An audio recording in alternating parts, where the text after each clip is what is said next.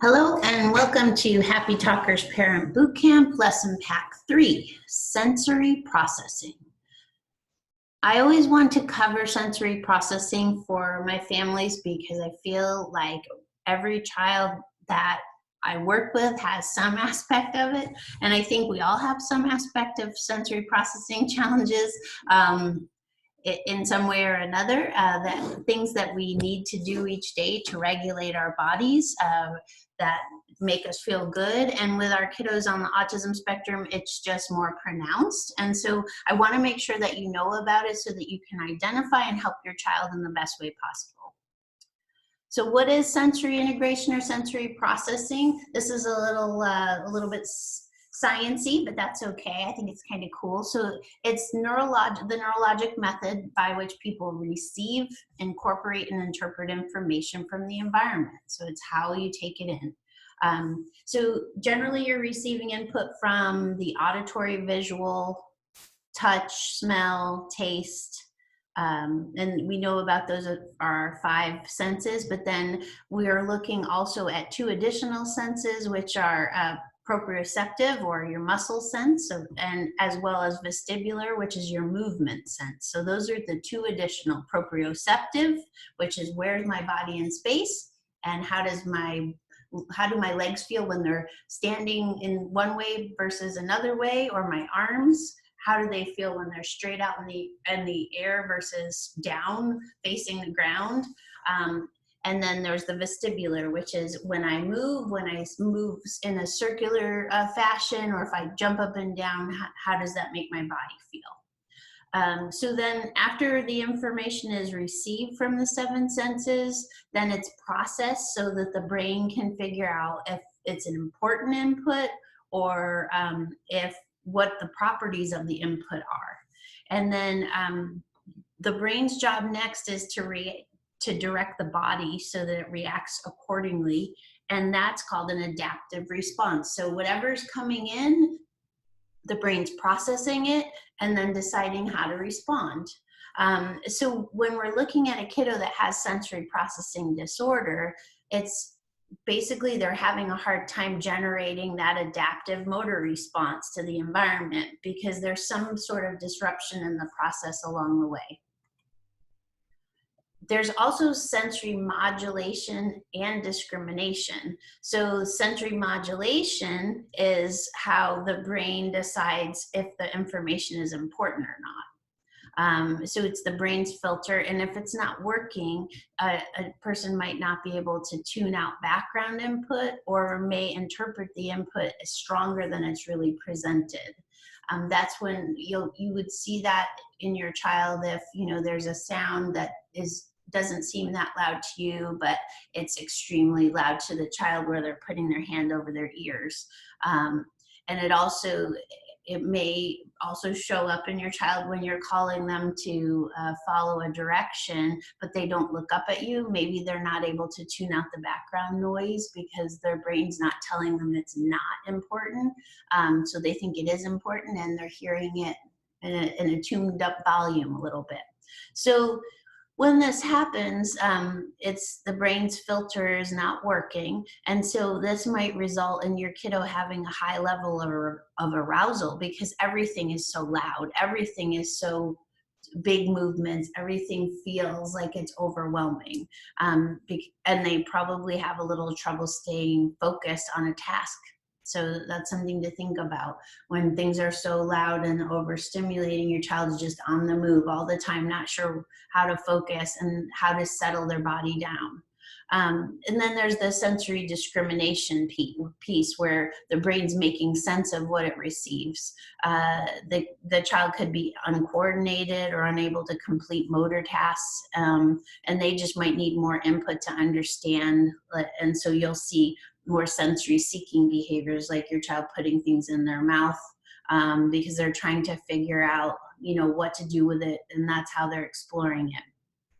So really the severity of the deficit, as well as the combination of senses that it impacts, really changes the way the sensory processing disorder looks and how it impacts your child. So why is this important? Because kids with ASD have a greater incidence of sensory processing disorder. So we want to know about it. Your child that can't communicate effectively how they're feeling until they're a little bit older. So they're just going through this different intake of information and senses, but they can't exactly tell you what's wrong. And they actually may be communicating to you that they're uncomfortable by acting out. So that's when we say, oh, they're very dysregulated right now. So they might be running around the room like crazy, or they may just totally be shutting down. So we want to teach you the strategies that can help make things easier for your child and for you. This is a cute little house, and basically what it explains is how the sensory integration system works, and why it's important that it's in place and working well. So we have the basis of the house, the foundation of the house are the senses. So we have the tactile, vestibular, proprioceptive, olfactory, gustatory, visual, and auditory senses. That makes up the foundation of your home. And so as you move up from the foundation, then your child will have awareness of both sides of their body. They'll be able to, understand that this is my right side and this is my left side, and they move independently of one another often. And there's different reflexes that they'll have moved past, like to mature past. So we have the reflexes mature, they're aware now of their body. Their body scheme, where's my head versus where are my feet, how you are able to move and what my different movements of my body result in. So if I'm bending forward, I might, if I don't have good balance, I might fall over. They have to have this strong foundation in order for those types of things to work. And then eventually motor planning. So the being able to know where you are in space, what your body is able to do, leads to motor planning, which means my brain says, put your arm out and take that cup off of the table, and you're able to do it. But if you're not aware of where your body is in space, if you're not able to figure out how to move your arm in the right way, then you won't be able to complete the task of taking the cup off the table. And so the top of the house then tells you exactly what is affected by having all of these motor planning and body awareness pieces intact. So it affects attention, it affects coordination, how to move your body to, in a smooth way together. It affects ocular motor control, so being able to isolate your eyes and move them from side to side or up and down. It can affect your posture and how you can move to, be in one space versus another space. Definitely can affect eye-hand coordination for things like writing and just, throwing a ball, that type of thing. It can affect auditory and language skills, visual spatial perception, like where is that at the top of the page versus the bottom of the page, as well as fine motor and gross motor skills. So having the senses as the foundation, working functionally, is really, really important for your child's body to be able to be successful at learning and in a classroom. So we want to look at the 5 senses, and we want to look at the additional 2 as well. So I'm going to dive into that a little bit more and how it's organized. So taste, sight, hearing, smell, vestibular or movement, and then proprioceptive, which is more the gravity's pull, and then vestibular plus proprioceptive help us figure out where our body is positioned in the world.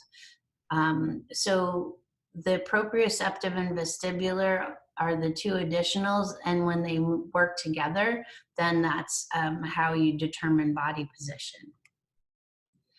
So proprioceptive, I wanted to talk a little bit about that specifically. So this, how your child develops this is through weight bearing and movement against gravity. So they are through exploring movement, climbing, jumping, going upstairs, going downstairs. They learn how their body works and how it's coordinated. So when you're watching a child walk for the first time, you know, they're tipping to the left, they're tipping to the right, they're falling on their booty. That's how they're getting that. That's how they're figuring out how much weight they have to put on their feet, where their body positioning has to be in order for them to successfully stand up and stay standing. And so that's proprioceptive. Where's my body in space? And so you're looking at the receptors that are in and around the muscles, joints, and tendons. Those are the things that are triggered when your child stands, and when you stand, even, you know, to make sure that you are able to stand straight. You know, you can decide whether you want to bend your knees. You can move your body if you get pushed over, like, you know, pushed by another person, and you get off balance. You can put yourself back on balance, and that's because of the work of all these receptors that are in and around the muscles are making adjustments so that you're standing up straight. This also is responsible for body awareness. So if those kiddos that can't stand in line because they lean too far to the left or the right and they run into a friend, or they're constantly running into things, like they don't seem to be able to say, oh, that's where the edge of the door is, so I'm going to walk to the left of that so I don't hit the door jamb. But unfortunately, they don't have a really good feel for where that is, so they often end up running into things or friends.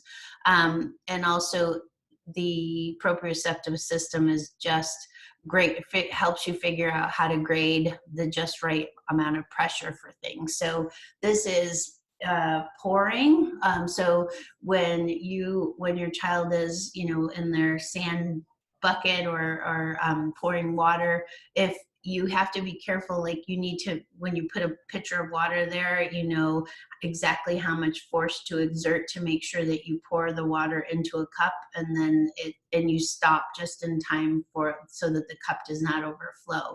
That's you grading your wrist movement and your hand movements.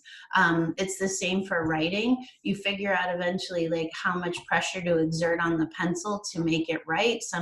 Some folks write very lightly, and some folks really press down hard.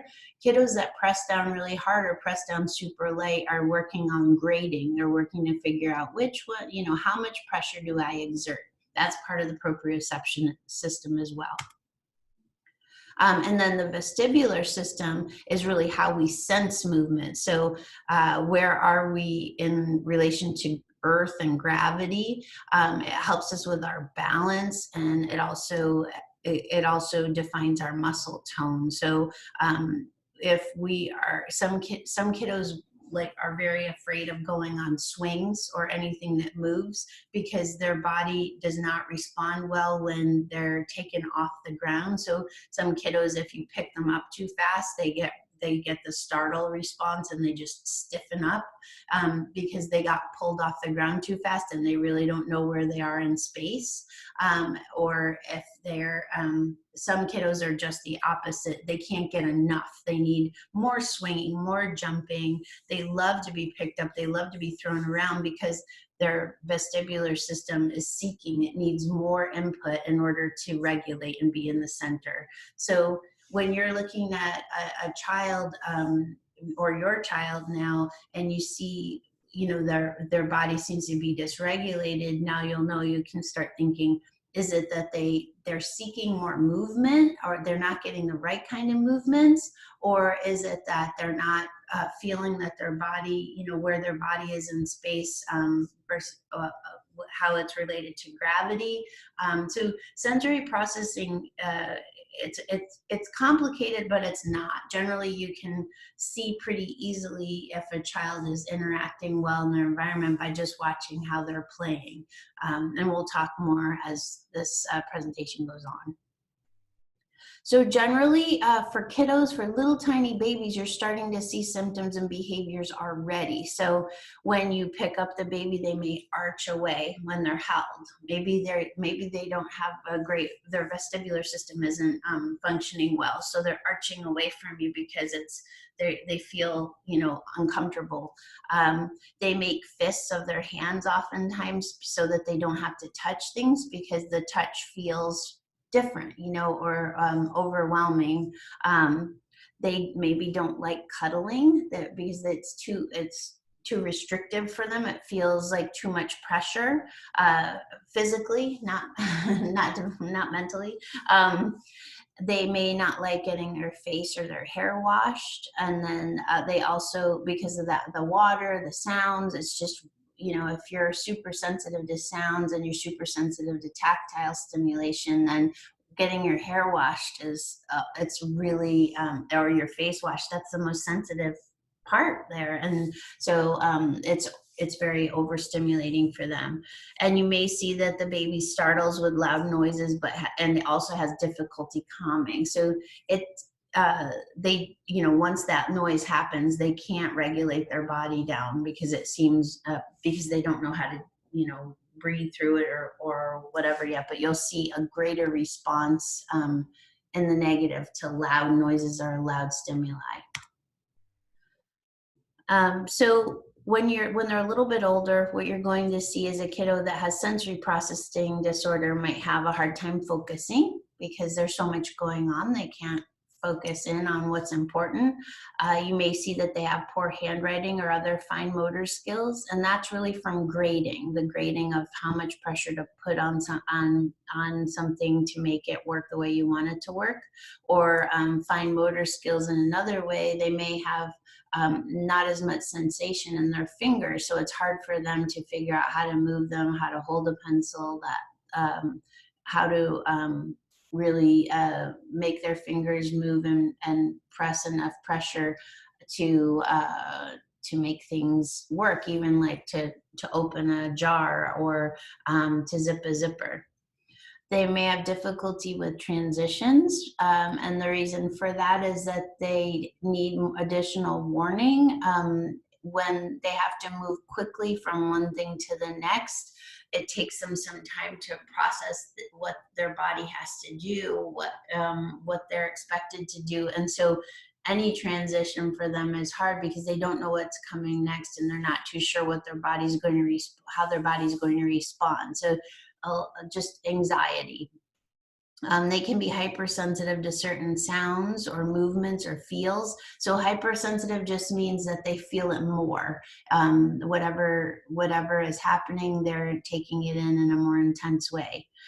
They can be picky eaters or refusers of food because the texture could be something that doesn't feel good in their mouth. It could be the temperature. It could be the taste. So there's all three of those that you should take into account if your kiddo is a picky eater. What do they not like? You'll see kids that will only eat crunchy foods or only eat pureed foods or, only eat foods that are super spicy or super bland. The taste buds change as the child develops as well. So it's kind of a moving target until they're about 5. And you may see a child that has a high level of stress when having their hair, their fingernails, or their toenails cut. Because again, they're hypersensitive. It feels much worse. So just having someone hold their hand still to trim their nails feels very, very uncomfortable. They may dislike when people touch them because it may be the type of touch that makes them feel like they want to move away. So sometimes kiddos, if you just brush against their sleeve, it feels terrible and they kind of shrink away. Whereas if you touch them in a more of a deep, like a firm way, they like that better. So you may see that. They may not like getting their hands in sand or finger paint or paste, because again, they might be hypersensitive and it might feel awful to them. They may avoid going barefoot, or they may walk on their toes so that they don't have to touch the whole floor with their full foot. And so they're just trying to tippy-toe around and touch as little as possible of the floor with their feet. They may also appear to judge space or distances inaccurately, as we talked about with the visual, um, the proprioceptive and the visual of walking through a door. That those are the kiddos that run into the door every time because they can't judge how far near the door versus far away from the door they are. Um, they may seem accident prone or clumsy, again, because they can't feel their body in space maybe, and so they fall a lot, or they're not proprioceptively able to like move from a seated position to a standing position and then move their body through space without falling and crashing into something. Um, they may seem bossy with their friends and need to control the activities. The reason for that is because they want to, they need to know what's going to happen next because things make them anxious and they worry as to it's easier if they plan the activity, then they know what's going to happen. And if it leaves less space for unexpected sensory sensations that might make them uncomfortable. And you may see that their kiddos crash into friends or have trouble standing in line because their body awareness is poor. So those are just some general symptoms you may see.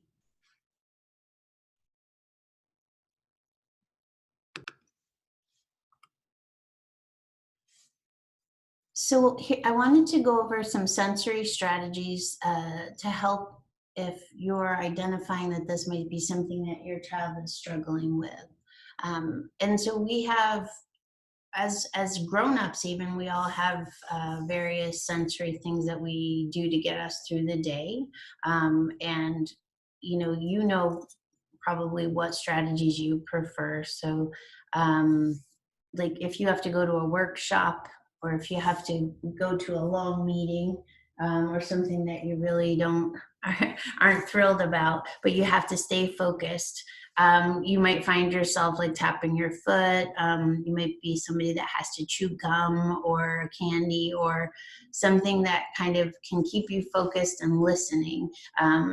I personally am a fidgeter, so I'll have to have something in my hand as much as possible that I can mess around with while I'm listening, so that I can stay focused. Everybody's are different. So, the other thing is, what do you do? There's also things that help you calm down. So you may have to come home in the evening and,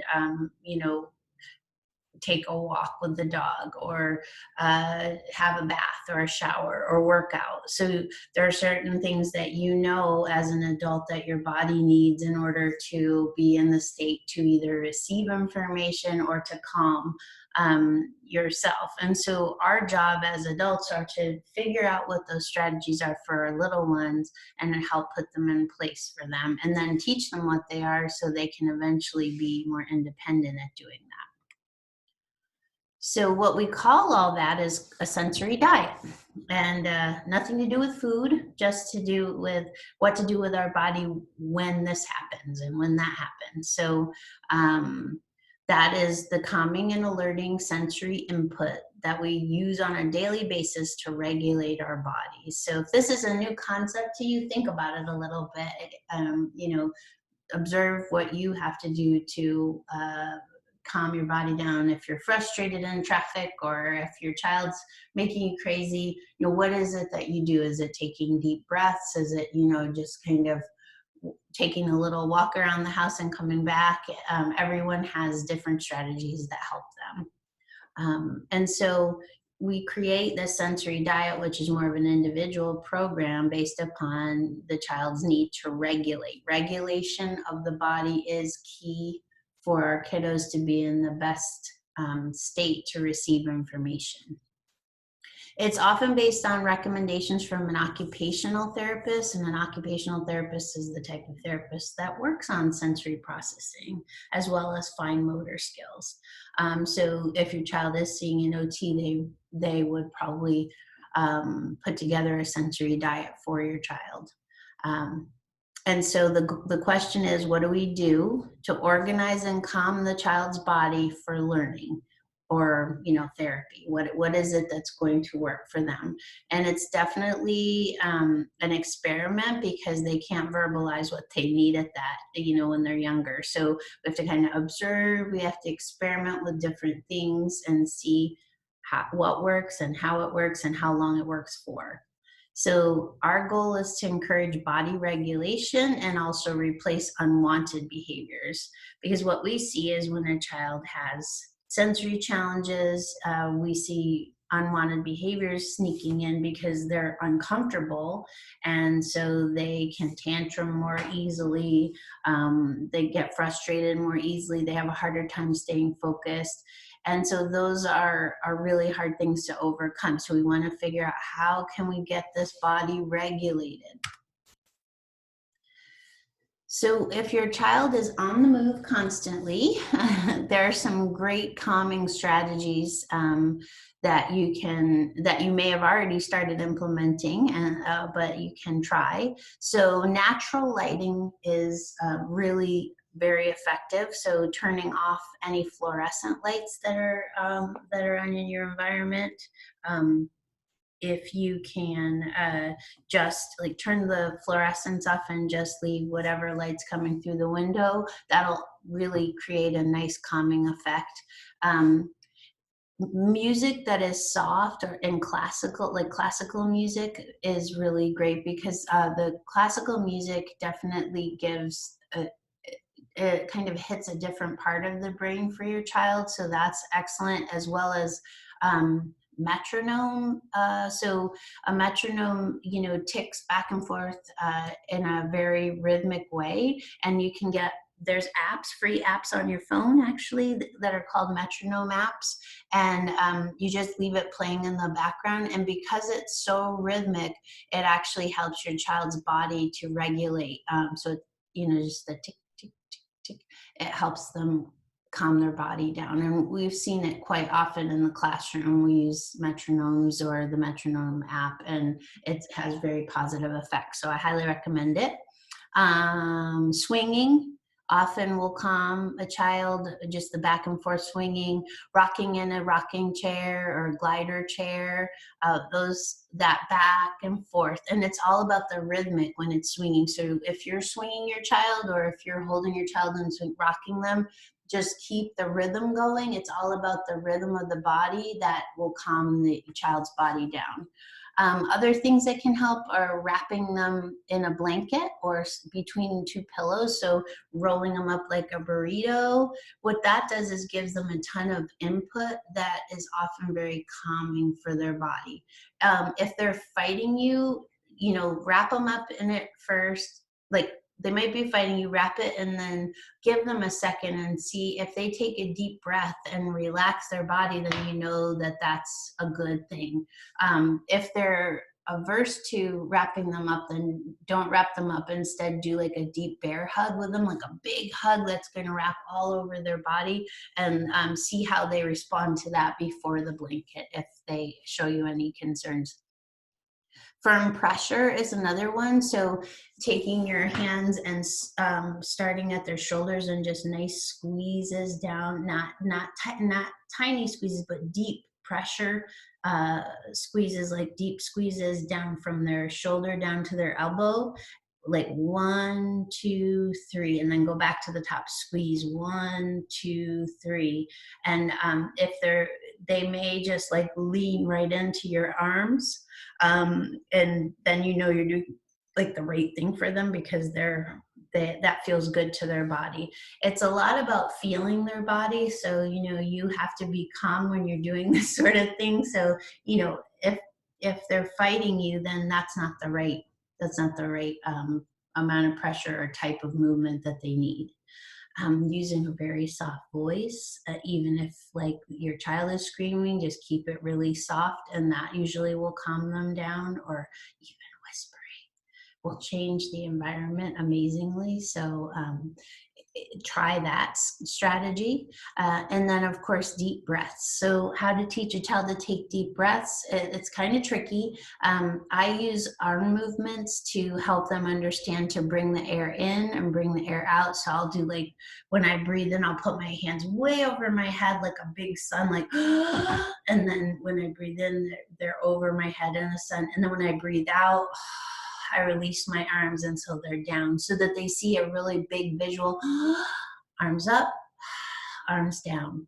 Another one that works is smell the flower. So you put your finger up over their face, like not like you point your finger and place it like in front of their nose and say, breathe in the flower and blow out the candle. And so you bring your finger down a little bit so it's like more like a candle that they're blowing, and then up again for breathe in the flower, blow out the candle. You can also put your hand on their tummy, and when they breathe in, you can feel their tummy float out, and breathe out, they feel their tummy float in. So there's a lot of different ways to do this. I've had also kids like lay on the floor and I put a book on their tummy, and when they breathe out, we see the book go up, and when they breathe in, their book goes up, and breathe out, the book goes down. So deep breaths, I can't say enough about. If you can start incorporating those into your child's life, because even if they don't have sensory processing disorder, they will need taking a deep breath as a part of their existence to calm them down at some point. So incorporating it is good no matter what. So that was calming, and now let's talk about alerting. So you may have a kiddo that's a little more floppy, a little more less willing to kind of jump in, has a harder time initiating different activities or play. So, or they're just maybe really tired and you need to get them going. So alerting activities include, you put loud music on, fast music on, you swing them, but this time you're swinging them in an irregular way. Remember before when it was calming, it was rhythmic. This is more like swing, swing, swing, swing, and spinning or bouncing. It's to get the body woken up. Wake up, body, wake up. Anything fast movement like stretching, Simon says, jumping, dancing, to get that body moving and to get the body alert. Tickles and light touches, definitely they alert the skin so they get the body awake. Giving them something crunchy or chewy or something cold will wake up their mouth, and then anything that has a stronger smell. So this is for those kiddos that are a little slower to go and have a hard time waking up in the morning, have a hard time getting going. I would put on loud, fast music in the morning. I'd bounce them around. I'd tickle with them. I'd give them something that they could, apples that they could crunch in the morning so they could eat breakfast and wake up. You know your child, but these types of strategies work for the kiddos that need a little extra oomph. So there's also kiddos that, so we talked about calming things down and we talked about speeding things up, but some kiddos really need deep pressure in order to regulate. Deep pressure is for the kiddos that have, they're constantly on the move. So let's see. We can have them sit on a beanbag or cushions. The reason for that is it gives them more input, so they kind of sink into it and it goes all around their body. So that's good. A lot of deep input there. Wrapping them up in a blanket or a sleeping bag, like we talked about, is also in the calming strategies, is also great for deep pressure. Letting the child wear a couple of layers of clothes or spandex clothes. Some kiddos really love those spandex shirts that they can wear underneath their other clothing, and we kind of call it a magic hug, but it really helps them regulate their body because they have all that deep input pressure. Putting like a sock style hat on the child, like a tighter hat. Usually they're like the winter hats. Or you could do a baseball cap and just tighten it. It gives them again, it's the deep pressure. Make a human sandwich, so 2 nap mats and squish them, or 2 pillows or squish them, but think about anything that covers the child's body and gives them a lot of pressure. And then giving the child a back rub is good, deep back rub. Letting them have a fidget toy to squeeze and hold, or give, as we said, give the child a bear hug or let them hug a stuffed animal. Those are all things that would provide deep pressure, touch, input. And then proprioceptive input is the one where we're providing movement that allows resistance. So this is heavy work. So things to try. So sometimes we don't know. We don't know if our child needs deep pressure or proprioceptive input. So you have to, that's where the experimenting comes in. So here's the proprioceptive activities or heavy work activities. Anything that provides resistance. So washing the table, pushing a container of heavy blocks, pushing a child in a box or in a bin, the heavier the better, carrying heavy toys or books. Those are all things that help regulate their system if they have proprioceptive issues. Playing weight-bearing games like bear walks or crab walks or wheelbarrow walks. Letting them wear a backpack with books inside. So, have a little backpack ready. That what I have here for the school is each classroom has a backpack that's kind of cute. It has about 5 pounds of weights in it, and the child will wear it for about 20 minutes in the morning when they first get to school, and it helps to calm them down for the whole morning. You just have to, make sure that they wear it consistently for that 20 minutes and that it's the right weight. But usually 5 pounds is a good amount for a child between the ages of 3 and 5. If they're a bigger child, that would add more weight. I wouldn't go past 8 pounds though. And so 20 minutes and then take it off, and they should have calmed their body down a bit. But during that time, have them walking around, have them doing their normal play activities. So what it does is it just gets that body regulated and centered.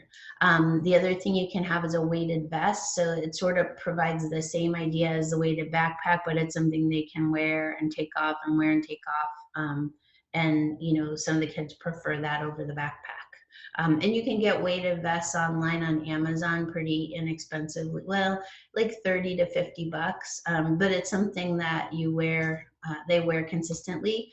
With regards to the weighted vest, I would, if you're not working underneath an occupational therapist, I would say that I would use the weighted backpack, because as far as the weighted vest goes, you have to be a little careful that you don't want to leave it on for them too long with them, because with the weighted vest you can put it on and take it off and put it on and take it off. You should only leave it on your child 20 minutes, less than 20 minutes at a time. So it's a little bit more complicated and something that you probably want to do under the care of an occupational therapist. Some more proprioceptive input things are more resistive activities, digging in sand, using molding clay because it's a little thicker, so it requires more work on their part. Playing tug of war, pulling on the rope when it's a super resistive activity. Constructing with blocks or Legos, because you have to, place them together. Legos especially, they have to push them together. Pouring water, because that requires them, to hold the water and then pour it carefully, so that's resistive. Tearing paper or using pop beads. Pop beads are, one has a hole and one has like kind of a nub on it, and you push them together and pull them apart. Again, resistive. Things like chewier foods are the kind that you want for your kiddo with proprioceptive challenges. So things like bagels or dried fruit that they have to chew for a while before they can swallow. Giving your child a thick liquid such as yogurt or a milkshake to sip through a smaller straw. Applesauce works really well too. So again, it's like they have to suck pretty hard. It's like to get to the liquid to come through. But again, centering, regulating. And then climbing is another wonderful resistive activity. So getting them climbing up and down equipment and making sure they're not climbing up and down your bookcases. So here are some strategies for you. I wanted you to have this when things get a little crazy, strategies that help calm things down for your child's body, okay? So I would try firm touch or pressure first, because that helps organize their behavior in their body. So firm pressure on the shoulder or the back, massaging the upper arms, like I said, 1, 2, 3, from shoulders to elbows, and giving the big bear hugs or deep pressure. But when you're doing it, feel your child's body, really give them that bear hug. And when your child exhales and their body relaxes, then you know that you can let go, So it's definitely one of those things where you eventually, they're going to seek out that, and you want to help them. Do you need a hug? Do you need a bear hug? And then when their body relaxes, you encourage them to take some deep breaths. So it's a perfect time to sit with them, and it's quick, and it's different than just a regular hug. It's a real big, like, deep squeeze, and you just hold it, and then when they take their breath out, and it may take a few breaths, but you'll know the breath because their body will just relax. And then you say, oh, and then you can relax your squeeze and just help them take some deep breaths. And then their engine will calm down. And the other thing for calming things down is, and no offense, but be cautious of your own energy. What I notice is that parents that are anxious have kids that are, high energy and anxious, have kids that come to us that are high energy and anxious.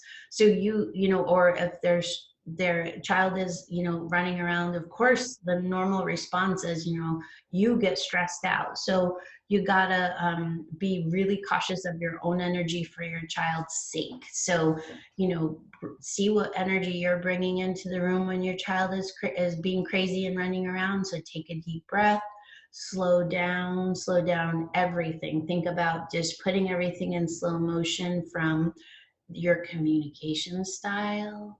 You're slowing your breath down personally. You're talking more gently. Your movement goes slower, so you approach your child in a very gentle way. And they can be running around like crazy, and then you'll start seeing them calm down, and then you say, do you want a nice hug? And just remember, all of your movements are slow and your breath is slow, and it's super hard to do that when your child's being crazy. But you have so much power in the situation, so if you can control your body, you can calm your child's body down. So when they're like that and getting crazy, then you give them a big hug, you take a few breaths, you take their hand, you take them for a little walk or walk them to the next place. But it's all about just everything goes slow. The other things to calm things down are natural light, as we had said. So turn off the fluorescents and turn off the background noise, even if it's really quiet. Our kids are with that have hypersensitivity to or hyperacuity for hearing. They can hear everything from the fluorescent lights to like a small fan, like the imperceptible things that we don't hear, they hear. So the more you can just turn that stuff off, that'll help them calm down as well. Other things that you can do to calm things down, use a transition object. So what a transition object is they're going from one activity to the next and they don't want to leave that activity. So you let them hold on to one car till they get to the next thing that they're supposed to do, and then then you transition that object to something else. So say that they're going from playtime to time to eat lunch. They can hold on to the car until they get to the table and maybe have it sitting on the table, and then you replace the car with the food or the car with the juice or something like that. Some kids can't transition fast, at all. So you may have to leave the transition object like sitting near them. Okay, we're gonna park the car while you eat your lunch. But it just helps them ease into the next activity because again, they don't know, even though you say it's time to eat a snack, they may not understand or process that this is something they've done 1,000 times and it's not going to be any different this time, but so they get anxious about moving from what they're doing to what they haven't done yet. Visual cues always help. So, showing them the deep breaths with your arms or pointing out what you're going to do next. The more visual that you can give them along with the verbal to explain what's going to happen or explain what's happening next, it helps decrease their anxiety. And then any movement, just remember, any movement that causes organization provides vestibular input. So the swinging, the bouncing in the rhythmic way gives vestibular input. So that's something that helps calm the body as well. So vestibular input is, we've touched upon it twice and I just mentioned it again. So these are the things for vestibular input. The rocking and swinging. We've used rocking chairs. We've used rocking horses. We've used ball, like the big exercise ball, and have them lay over it and bounce on their tummy and have them bouncing on their tummy or roll them back and forth on their tummy, or they could sit on it and bounce. So it's giving them that movement and in a way where it helps regulate them because it's done in a rhythmic way. So try vestibular if your child's not responding to heavy work or deep pressure, then try vestibular because it's a little bit less, we don't see it as much as a need for calming, but it's totally possible that your child might benefit from it. So always try it if the other two aren't working. And sometimes you can do it in conjunction with, so if your child's really having a hard time, you may pick them up and the normal response is to sway back and forth with them when they're upset and crying. And so with that, you're also providing, a big bear hug while you're holding them and rocking them. That's like the ultimate input. And so that has a little bit of the vestibular and the deep pressure. So try a lot of these different strategies and see what works when your child is not out of control, but really having a hard time regulating their body. And then you can always go back to it each time. So the idea of the diet is we know what works. So when this child does this, we do this and they get regulated. That's the goal anyway. And I had mentioned in the beginning of our talk that eating is hard for kiddos that have sensory processing because of the textures. So challenges that may affect their eating is texture, taste, and smell. The smell of food for them may be a more intense sensation than you're smelling. So keep that in mind as another thing you're looking at when you're trying to figure out why your child is not like trying different foods. So this is a eating hierarchy that was put together by an occupational therapist called Kay Toomey, and so it's pretty well known in the therapy world. So when you're introducing a new food to your child, what the first thing is just having them tolerate it in their environment. So that doesn't even mean on their plate yet. So first, let's use broccoli as the example. So the broccoli is in a bowl on the table, and that's okay. And then you move the bowl closer to your child's plate. And then eventually they let you put a piece of broccoli on their plate. They don't have to eat it. Just say, you don't have to eat it. Let's just put it on your plate and see how that goes. And then the next step after they tolerate it in their environment would be interacting with it. So interacting, this is where we go against all the things you were taught as a child, which is we want you to play with your food. We want them to touch it.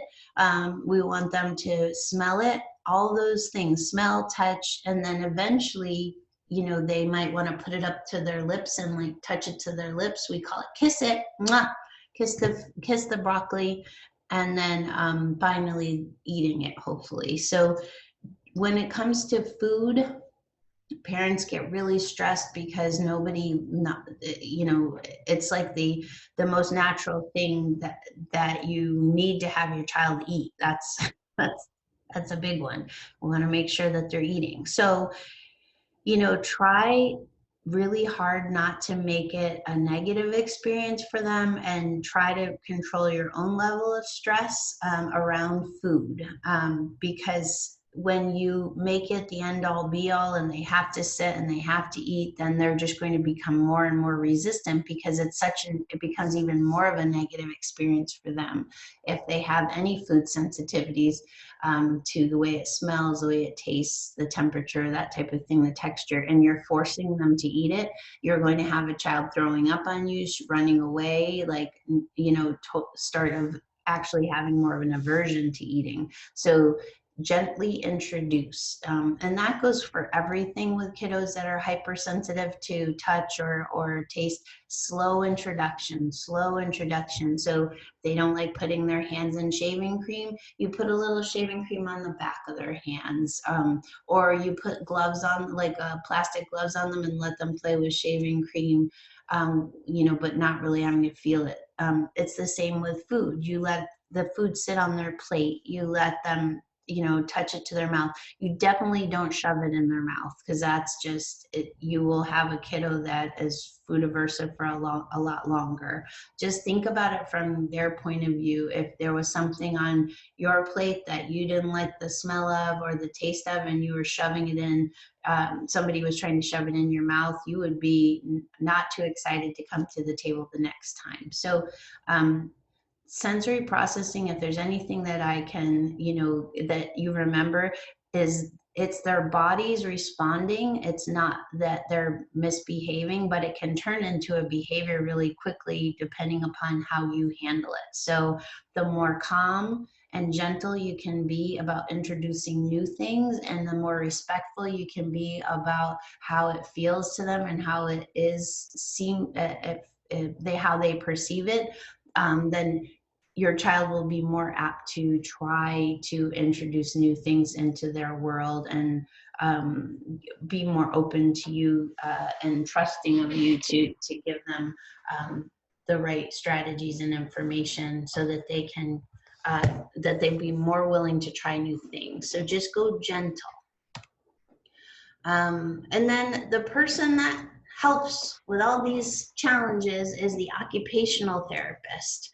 And how do they help? Well, basically their job is to understand the whole kiddo, the whole person, and how they respond to the environment. And so once they understand that, and that's done through an occupational therapy evaluation, they do things such as, you know, they'll have you fill out 1,000 questionnaires, like you're probably used to, about, you know, how the responses that the child has to things. And then they will also put them through different situations and give them different activities that will bring out these different processing needs, and see how they respond to it. So then once they understand how your child's sensory system works, they're going to work to improve the underlying both physical, mental, and emotional issues. So they're going to work on physically the exercises, mentally being more accepting to things that are hard for them to accept into their environment, and then any other emotional things that stress them out. So by slowly introducing, it decreases the sensitivity, and it really helps them and helps your child interact with the environment more successfully. And then I gave you a list of resources where you can find things like weighted vests, compression vests, different sensory activities, and also articles that are more intensive in different areas. as well as the National Occupational Therapy Organization. So these are all really great websites. And the thing that I want to just mention again before we wrap up is if you think your child has sensory challenges, you're probably right. And to remember to gently introduce these different strategies and see which one works, and know that some days they're going to work and some days they're not. So just when you think you have the right combo, their sensory system could change a little bit and then it won't be. So just be patient with them and yourself and keep trying different things. And then when they're overstimulated, generally it happens in a public place. Generally it happens when there's a lot of people around, or they're so excited about something and they get to this point where their heart's racing fast and they just, kind of are spinning out of control. So that's when you have to step in, and no matter what is going on, if you're in the middle of the grocery store, in the middle of Disneyland, in the middle of a family reunion, you have to get them out of that situation so that they can get calmed down. So it's always fine to say, oh, he's a little bit overstimulated, and scoop your child up and bring them to a quiet place. That's the first thing is, make the environment quiet and calm your own self, and that will help your child calm down. Another strategy that works very well is when they're overstimulated, put their little hand on their heart and have them feel how fast their heart is racing, and tell them that that's their engine, and their engine is going very, very fast, and we have to calm their engine down. So that's when you do things like the bear hug, the deep breath, and when they're really spinning, you need to dive in with the calmest hug, or the suggestion, let's go swing, or let's jump on the ball, and just try to keep it as positive as possible. A lot of the sensory processing challenges are developmental, which means that they're going to be more severe when they're younger, and then as we figure out how to help them regulate, then they won't be as intense as they get older. And you may still see though that they have to tap their pencil or chew on their pencil or tap their foot, but it's much more socially acceptable. So that is always the goal, is providing, as they get older, different strategies that are more socially acceptable, that they can get through the day if they really need to. And so the public school OT resource is a really good one, because it talks more about what they have to do when they get a little bit older, just so that you know where things are heading. And again, a lot of the kiddos don't need additional support after maybe age 3.5 or 4, once they've gotten OT and they've gotten their sensory systems under control. All right, that's it. Great job.